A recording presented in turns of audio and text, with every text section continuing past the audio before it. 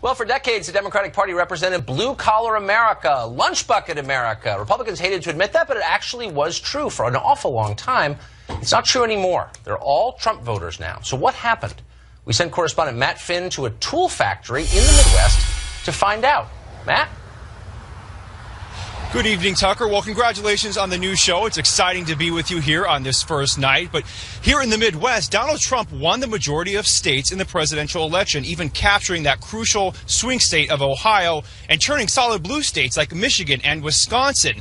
And although he did not win the state we are standing in tonight, Illinois, one thing is clear. He received major support from blue-collar, white working-class voters. And we got to talk to some of those voters at this tool plant. Take a look. Klein Tools is a Chicago-based, American-owned and operated manufacturer that employs over 1,000 workers. From start to finish, Klein uses American steel to create hand tools that you could find at places like Home Depot. In the Democratic stronghold of Chicago, we caught up with some employees who tell us why they voted for President-elect Donald Trump and what their hopes are for the future. I voted for Donald Trump because I think we need change in the government, and he's, I think, a very good businessman. My concern is jobs. That's it. Job security. Make your family stable.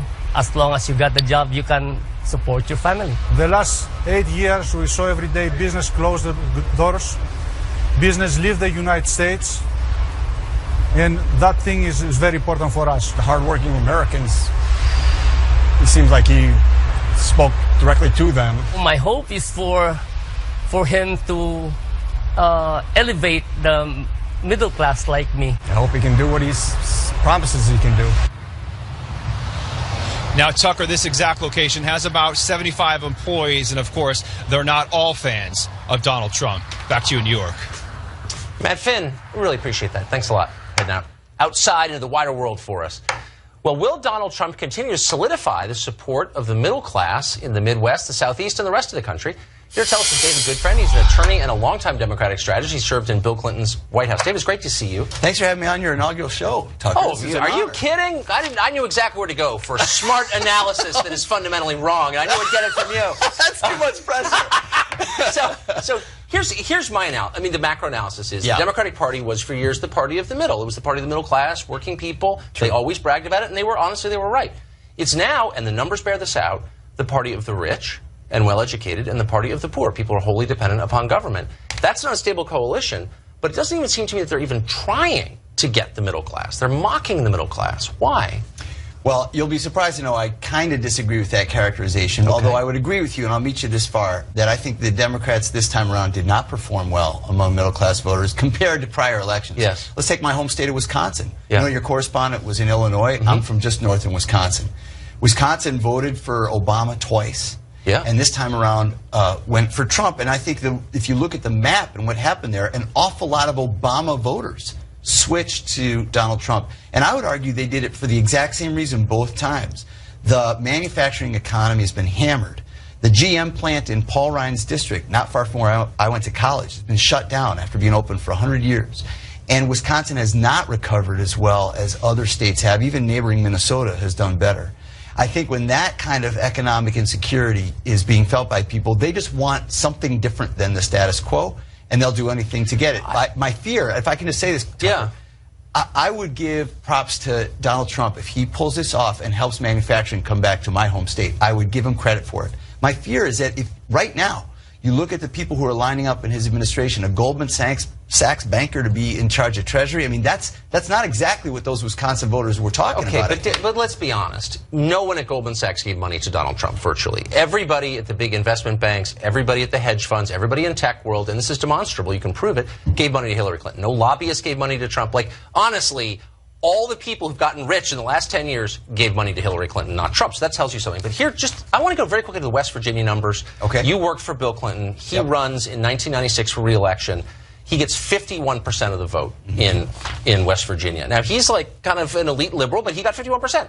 Well, he's in Arkansas, a good old boy, too. Okay, but he had already been president for 4 years, and he was raising all this money from Hollywood. His wife gets basically half that. Right. 26 points. Maybe it has something to do with the fact that Democrats don't talk about middle-class economic issues anymore. They talk about global warming or esoteric social issues like who should use what bathroom.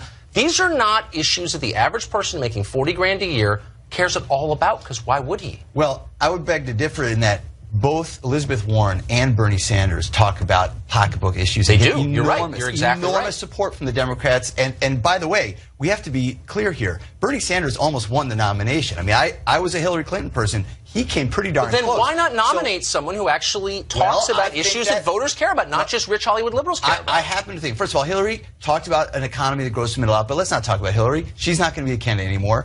I would venture to guess, and you're seeing this play out in the Democratic Party right now, you're going to see a struggle in the Democratic Party for going back to exactly those lunch bucket issues you talked about. And I think you're going to see that the Democrats that rise up, that actually take charge of the party, that become the nominee, are going to be meeting Donald Trump toe-to-toe on those voters. Here's what Donald Trump could do to throw them off. Start with an infrastructure package. Start with jobs in manufacturing in places like Wisconsin. If he comes through on those promises, it's going to be tough to beat him. But if he doesn't, look, I'm not shilling for Trump, but you know exactly the truth, which is Trump wants an infrastructure, and not just because the wall. Absolutely. And the Democrats want one. If they try and block that, then that just means they're not even interested. They're not. I'm here to predict that he will peel off plenty of Democratic votes for that. I think he will. Here's my question.